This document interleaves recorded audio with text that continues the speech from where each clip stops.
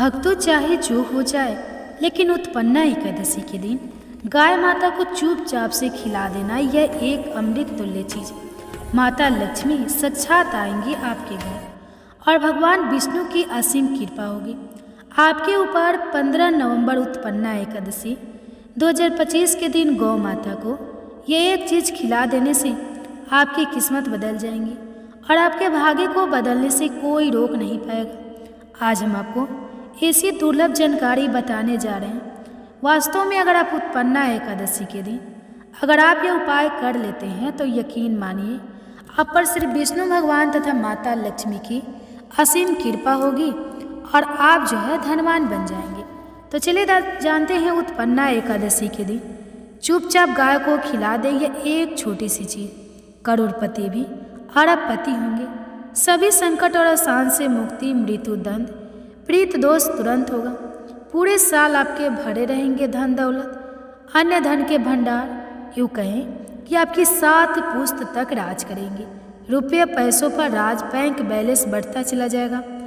आपके घर में वेतन है वह कभी खर्च नहीं होगा और बढ़ता ही जाएगा।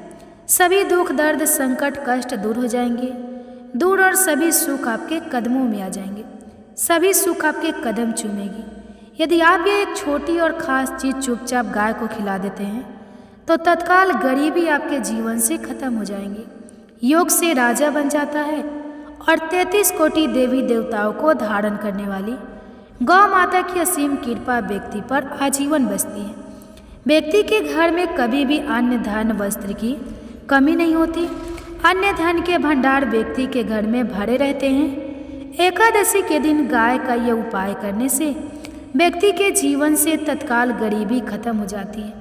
तो भक्तों, कौन कौन से गौ माता से जुड़े खास और महत्वपूर्ण उपाय हैं जिन्हें यदि एकादशी के दिन कर लेते हैं तो भक्तों, गाय का उपाय बताने से पहले मैं आपको उत्पन्ना एकादशी पूजा के बारे में थोड़ा सा जानकारी देता हूँ। ठीक है कि उत्पन्ना एकादशी कब है और इस महीने में किस तारीख को पड़ रही है।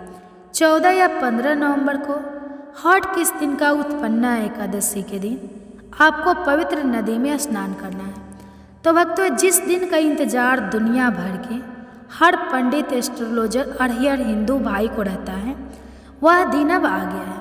भक्तों, आपकी जानकारी के लिए बता दें, हिंदू धर्म में उत्पन्ना एकादशी बहुत ही धूमधाम से मनाई जाती है। तो भक्तों, आगे बढ़ने से पहले अगर आप भी चाहते हैं कि लक्ष्मी माता का आशीर्वाद आप पर बना रहे तो इस वीडियो को एक लाइक करें और आपके अपने चैनल को सब्सक्राइब कर लें और कमेंट बॉक्स में जय लक्ष्मी माता जरूर लिखें। और साथ ही आप अपनी राशि को कमेंट बॉक्स में जरूर लिख दें, क्योंकि हम राशि से जुड़ा भाग्य भी बताते हैं और भाग्य में चल रही परेशानियों को तत्काल दूर करने के लिए आसान से आसान उपाय भी बताते हैं। इसलिए आप अपनी राशि कमेंट बॉक्स में जरूर लिख दें। इससे सबसे पहले भगवान विष्णु तथा माता लक्ष्मी की और उनकी विधि विधान से पूजा की जाती है। गौ माता की पूजा की जाती है, इसलिए इनमें सबसे ज़्यादा महत्व उत्पन्ना एकादशी का माना जाता है।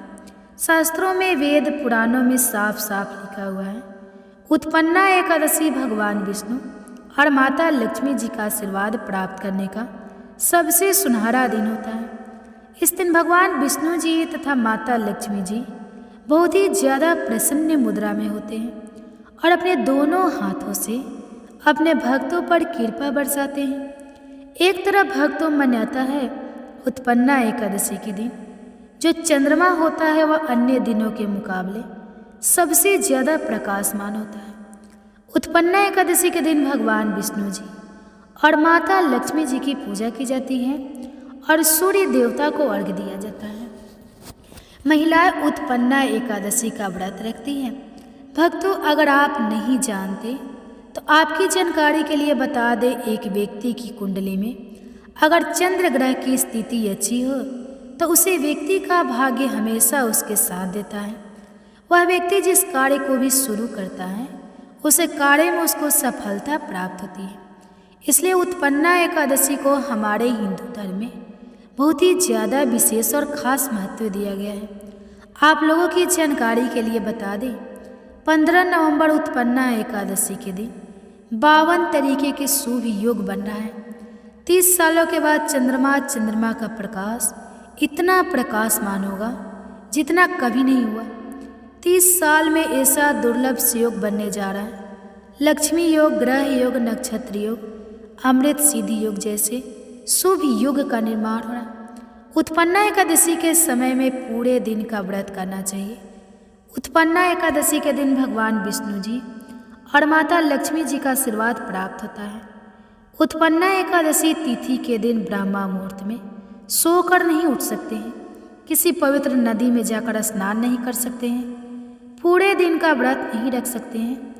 वैसे तो भक्तों मार्गशीर्ष माह के दिन स्नान और दान का विशेष ही महत्व होता है, लेकिन इस दिन अगर आप ज्योतिष शास्त्र, तंत्र शास्त्र के अनुसार एक गाय वाला उपाय विधि विधान से कर लेते हैं तो इस उपाय को करने के बाद साक्षात आपको विष्णु जी और माता लक्ष्मी जी का वह असीम आशीर्वाद, भगवान विष्णु जी की कृपा से आपके नवग्रह आपका साथ देना शुरू कर देंगे।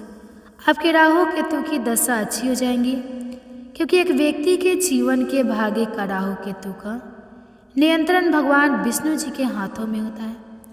दूसरी तरफ इस उपाय को करने के बाद आपके जीवन में धन आना शुरू हो जाएगा। आपके जीवन में जो धन आएगा उसमें वृद्धि होगी, वर्षा होगी।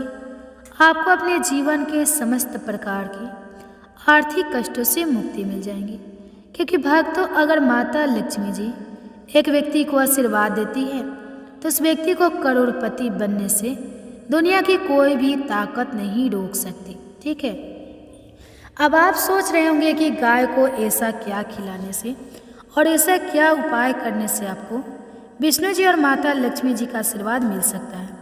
तो भक्तों आपने देखा होगा जब भी आपके घर पर दिवाली की पूजा होती है या धनतेरस की पूजा होती है तो आपके घर वाले गौ माता की पूजा जरूर करते हैं, और गौ माता को जो भोग होता है उसमें से कुछ ना कुछ खिलाते हैं, ज़्यादा नहीं तो 2 पूरी अवश्य ही खिलाते हैं। तो भक्तों आपको इस उपाय को 15 नवंबर उत्पन्ना एकादशी वाले दिन ही करना है और सूर्य देव को अर्घ्य देना है और उनकी विधि विधान से पूजा करना है और उसके साथ परिक्रमा जरूर देना है।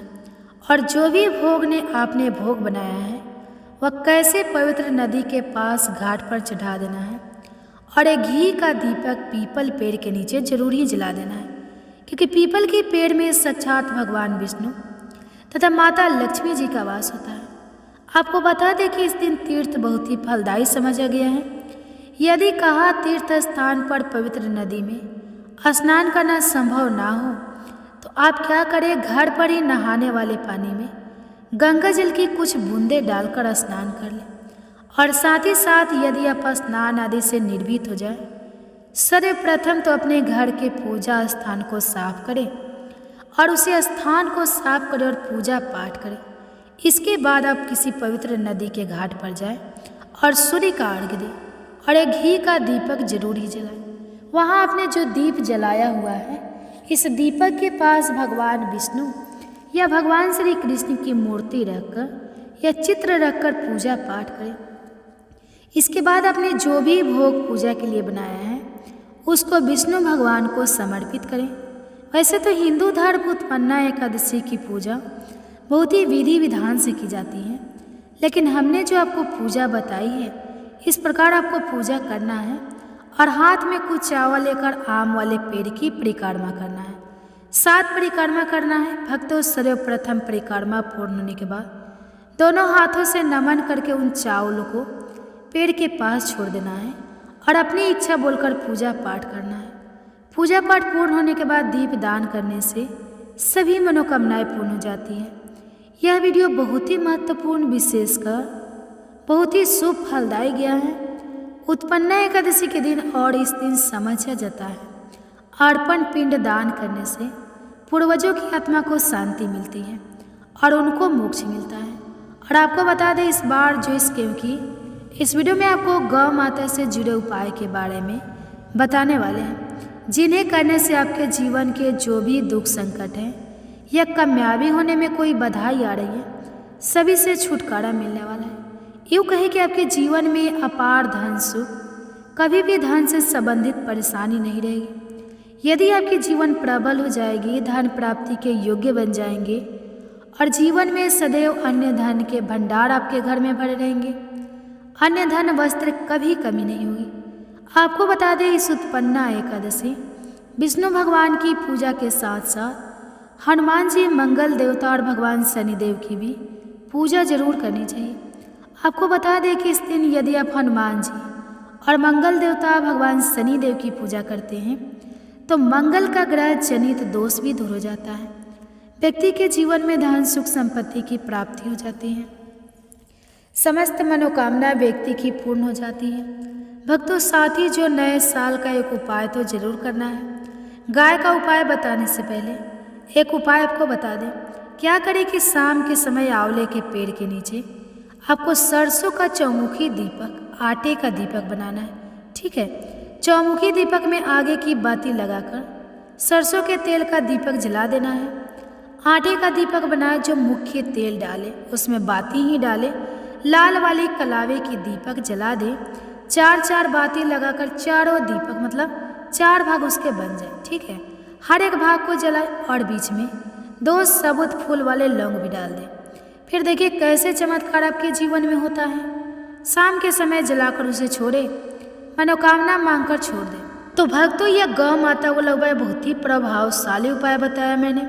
आपको इस उपाय को जरूर करें।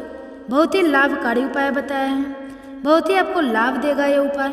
और अब बात करें गौ माता से जुड़े कौन कौन से उपाय आपको इस दिन मतलब गाय से जुड़े जिन्हें करने से व्यक्ति को 7 पीढ़ियों तक बैंक बैलेंस की कमी नहीं होती। दुख, दर्द, संकट, कष्ट दूर और सभी सुख व्यक्ति के कदमों में आ जाते हैं। तो भक्तों, उत्पन्ना एकादशी के दिन आपको गौ माता की पूजा अवश्य करना है। और गौ माता को जो भोग उत्पन्ना एकादशी के लिए बनाया गया था उसे भोग से 2 पूरी जरूरी खिला देनी है। सूखी पूरी नहीं खिलाना है। पूरी के ऊपर आप मिठाई या कोई सब्जियां, हलवा जो भी बनाया है वो आपको गौ माता को जरूरी खिलाना है। भक्तों, हर एक और मांगलिक काम में गौ माता या उनसे जुड़ी चीज़ें जैसे गाय का गोबर, गौमूत्र, गाय का दूध अथवा गाय की दूध से बना घी जरूर शामिल करें। इससे आपको पुण्य भाव की प्राप्ति होगी। सनातन परंपरा के अनुसार जिस घर में गाय होती है उसे घर से जुड़े सभी वास्तु दोष स्वयं खत्म हो जाते हैं, क्योंकि पंचम्या के बिना कोई भी पूजा पाठ और हवन सफल नहीं होता। भक्तों, महीने में 1 बार हो सके तो परिवार सहित 1 बार गौशाला जाने का नियम जरूर बनाएं और हो सके तो गाय को हरा चरा जरूर खिलाएं, जिससे सभी वास्तु दोष शांत हो जाते हैं। गर्मियों में गौ माता को पानी पिलाएं और सर्दियों में गौ माता को गुड़ जरूर खिलाएं। ध्यान रखें कि उत्पन्ना एकादशी वाले दिन गौ माता को गुड़ जरूरी खिलाना है। गर्मियों में गाय को गोदाना खिलाएं। अनेक देवी देवताओं को अपने शरीर पर धारण करने वाली गौ माता से जुड़े कई शुभ और अशुभ संकेत भी होते हैं। मतलब गाय का दूध देते समय यदि गाय ठोकर मार दे और सारा दूध बिखर जाए तो अब शगुन होता है। यदि कोई यात्रा पर निकल रहा हो और गाय अपने बछड़े को दूध पिलाती सामने आ जाए तो निश्चित रूप से कि यात्रा के लिए आप निकले हैं वह यात्रा आपकी जरूरी सफल होगी। और वह जिसके लिए आप निकले हैं वह जरूरी पूर्ण यात्रा पर जाते समय गाय की आवाज़ आना और रात्रि में गाय की हुंकार करना भी शुभ होता है। भक्तों, साथ ही साथ गाय के साथ आप भूल कर भी यह काम ना करें, अन्यथा मिलता है बहुत बड़ा पाप। हाँ भक्तों, गाय को राष्ट्रीय पशु बनाए जाने हैं और इन्हें मौलिक अधिकार दिए जाते हैं। बात हो रही है तो सवाल उठता है, गाय संस्कृति का अहम हिस्सा है, तभी गाय के साथ लोग खराब व्यवहार कैसे कर लेते हैं? और जैसे ही दूध देना बंद कर देती हैं तो लोग इन्हें उनकी किस्मत छोड़ देते हैं, सड़कों पर और गलियों में भटकने के लिए। ऐसे में गौवंश जीवन को कोई डंडे मारता है तो कोई उन पर पानी डाल देता है। कई बार लोग जाती है तो कभी बीमार होकर बेचारी गाय दम तोड़ देती है। ऐसे में ज़रूरत है इन बातों को जानने की। गाय को लेकर शास्त्रों में क्या कहा गया है, आपको कैसा व्यवहार करना चाहिए। क्या भक्तों, गाय को कभी भी मारना पीटना नहीं चाहिए। शास्त्रों में गाय को माता का दर्जा दिया गया है। गाय को मारने वाला माता को मारने पीटने वाले के समान पाप का भाग्य समझा जाता है। नरक लोक में वर्षों तक कष्ट भोगना पड़ता है। अगले जन्म पशु योनि में मिलता है कि गौतम मुनि में गलती से गाय को डंडा मार दिया था, जिस गाय की मृत्यु हो गई थी, और इस पाप से मुक्ति के लिए ने वर्षों तक तपस्या करनी पड़ी। भगवान श्री कृष्ण जी ने बैल स्वरूप में आए वृद्ध आश्रम का वध कर दिया था, जिससे मुक्ति के लिए भगवान श्री कृष्ण को संपूर्ण तीर्थों को एक कुंड में बुलाना पड़ा, और इस कुंड में स्नान से वह पाप मुक्त हो गए थे। यह भक्तों साथ ही साथ पानी पी रही गाय को भगाते हैं और घोर पापी के भंग बनाकर होते हैं। ऐसे लोग घर आपके मुक्त होकर स्वर्ग पाए जाते हैं और बड़े ही धनवान कल में जन्म लेकर सुख भोगते हैं, और साथ ही साथ आराम कर रही गाय को कष्ट देकर कभी भी उठाना नहीं चाहिए। वह जन्म में किए गए जाने अनजाने में पापों से मुक्ति हो जाती है और गोलोक में स्थान पाते हैं। गाय को डंडा मारना, उतना पानी डालना, उठाने से मनुष्य पाप का भागी बनता है और अगले जन्म में उसे दर दर भटकना पड़ता है। और साथ ही साथ शास्त्रों में बताया गया है, जो लोग गाय की सेवा करते हैं और उनका भोजन खिलाते हैं और उनकी परवरिश अच्छी तरह से करते हैं, तो लोगों के जीवन की सभी इच्छाएं पूर्ति होती है। गाय के बछड़े से बचा हुआ दूध ही मनुष्य को लेना चाहिए, परंतु कुछ लोग एक बार गाय को धो लेने के बाद फिर से बछड़े के लिए बचा हुआ दूध भी धो लेते हैं। ऐसा करना घोर पाप कहा जाता है। ऐसे दूध को धोने वाला और ग्रहण भी बन जाता है। भक्तों, साथ ही साथ शास्त्रों में कहा गया है कि गौवंश मतलब गाय और बैल के पीठ पर नहीं बैठना चाहिए। उन पीठ पर बैठने से महापाप लगता है। ऐसे लोगों को नरक की यात्रा भोगनी पड़ती है। एकमात्र देव के अंश के उत्पन्न नदी ही गौवंश है, जिस पर स्वयं महादेव और महादेवी सवारी करती है, क्योंकि नंदी ने स्वयं अपनी इच्छा से महादेव की सवारी बनना स्वीकार किया था। और साथ ही साथ शास्त्रों में गाय के दान को बहुत ही महत्व दिया गया है, परंतु ऐसी गाय का दान कभी नहीं करना चाहिए जो बूढ़ी और बीमार हो। कठोपनिषद में नचिकेता की कथा भी तो आपने सुना ही होगा। इस संदर्भ में है कि जिस नचिकेता ने पिता द्वारा बूढ़ी गाय को दान करने पर आपत्ति जताई थी, दूध देने वाली और बछड़े सहित जो लोग गाय का दान करते हैं, वह महान पुण्य को हासिल करके स्वर्ग में स्थान पाते हैं। भक्तों, साथ ही साथ सूर्य, चंद्र, मंगल या शुक्र की युक्ति राहु से हो तो प्रीत दोष होता है। यह भी मानता है कि सूर्य का संबंध पिता से और मंगल का संबंध रक्त से होने से सूर्य यदि शनि, राहु या केतु या दृष्टि हो तथा मंगल की युक्ति राहु या केतु से हो तो प्रीत दोष होता है। इस दोष से जीवन संघर्ष में बन जाता है।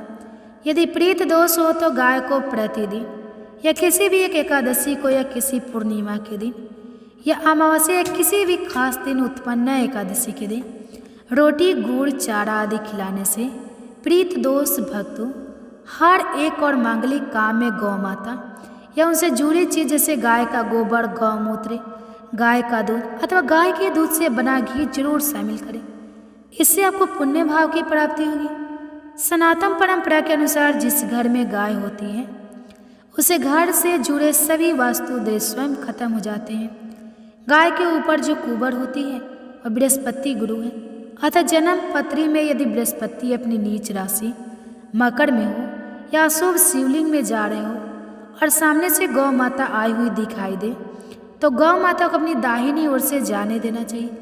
आपकी यात्रा जरूर ही सफल होगी। और साथ ही साथ यह संकेत भी जान लें, यदि आप यात्रा पर जा रहे हैं और सामने आपके गाय पड़ जाए अथवा अपने बछड़े को दूध पिलाती हुई सामने गए दिखाई दे जाए तो समझ जाना कि वह यात्रा आपके लिए जरूर ही सफल होगी। और साथ ही साथ जिस घर में गाय होती है उसमें वास्तु दोष स्वतः ही खत्म हो जाता है। और आप भी रोटी बनाएं। गाय को अगर आपने रोटी बनाई है तो कोशिश करें कि उसे रोटी को आप तुरंत ही गाय को खिला दें। अगर आप उसे रोटी को रख देंगे और उसे रोटी को अगले दिन देंगे तो रोटी बासी मानी जाएगी।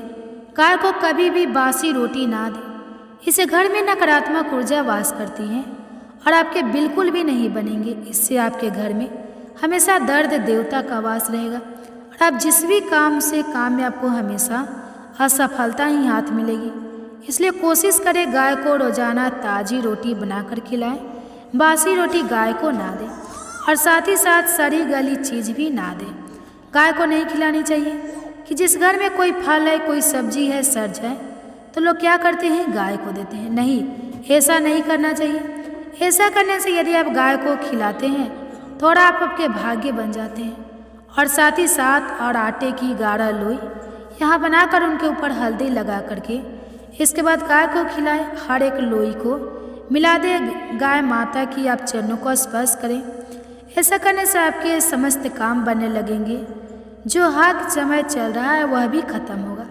आपके जीवन में खुशियाँ ही खुशियाँ होगी। और एक बार आप 7 बार गाय की परिक्रमा भी कर ले तो आपके समस्त काम होंगे। और साथ ही साथ अगर आप कारोबार में तरक्की पाना चाहते हैं तो मार्गशीर्ष महीने में पूजा के बाद साबुत मूंग, हरी सब्जी और फल का दान करें।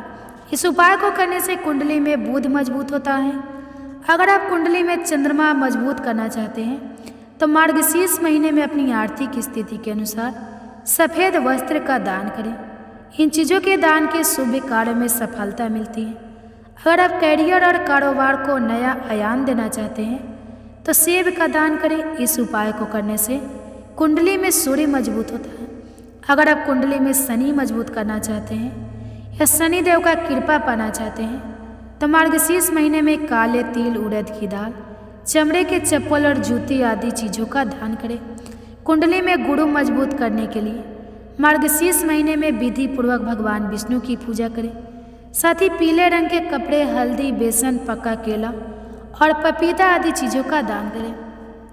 साथ ही मानसिक और पद प्रतिष्ठा में वृद्धि होती है। भक्तों, यह तमाम जानकारी जन रुचि को ध्यान में रखकर दी जा रही है। वास्तुशास्त्र के उपाय को अपनी आस्था और विश्वास पर आजमाएं। हमारा चैनल इस वीडियो के द्वारा किसी भी प्रकार का कोई दावा नहीं करता। आज की जानकारी अगर आपको पसंद आई हो तो इस वीडियो को एक लाइक करके आपके अपने चैनल को सब्सक्राइब करें और बेल नोटिफिकेशन को ऑन कर लें। तो जय श्री कृष्णा, राधे राधे।